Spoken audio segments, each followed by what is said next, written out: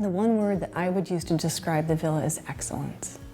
And that's excellence in teaching, excellence in the curriculum, excellence in the planning and care for the children, excellence in knowing my child.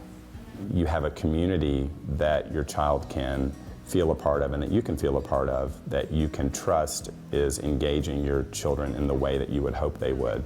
And that makes the job of parenting much easier.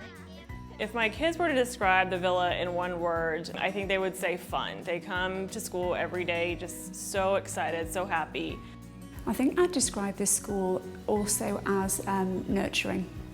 If questions arise and they have problems, because the groupings feel so small and so sort of centred, they're able to focus on those children. In one word, I would say community. Everyone here has given us a sense of community, the teachers, the staff, the students, and especially the other parents. Ever since we walked in these doors, that's why we picked this school, because of the sense of community that we have felt. My one word would be home for the Villa.